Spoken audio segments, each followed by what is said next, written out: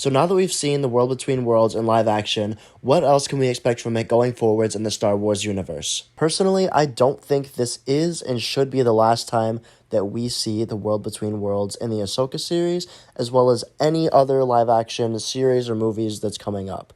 I feel like this was brought into the fold not only because Ahsoka has experience with it in the Rebels series, but also because it could play a big part in future events in movies. Now, how would this make sense? How could this come into play? Well, we saw exactly how this could come into play in last week's episode, Ahsoka Episode 5. It was used as a means to keep Ahsoka alive, but also to progress her character and progress her journey. She fell into the World Between Worlds after seemingly dying by the hands of Baylan Skoll, and reuniting with her master and finishing her training. Now, this worked perfectly for the story of Ahsoka.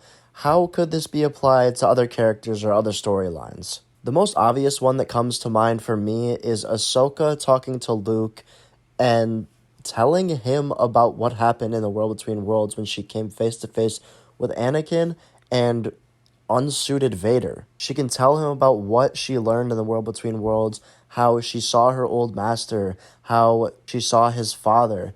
This will at least spark his interest and maybe eventually push Luke to venture into the World Between Worlds, where who knows what he'll find. The World Between Worlds is just an endless world of possibilities for the Star Wars universe and the characters within it.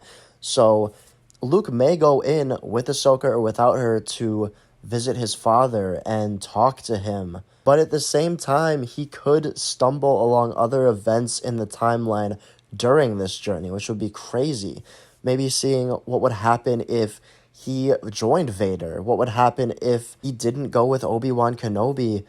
Who knows what he could see besides his father. Now, that's a stretch. However, I think this is the most reasonable excuse for them to bring the World Between Worlds back, is to have Luke venture in for some reason regarding Anakin, or at least have Ahsoka reference it. Now, I'm not too sure about any other reasons. We don't want it to be overused in this series and movies, but now that it's in Star Wars, it might as well be out there and be common knowledge to the characters going forwards in the sequel era. And by sequel era, I mean post-Episode 6. So I don't just mean 7, 8, and 9. I mean all these series that are leading up to the Mandoverse movie, etc., etc.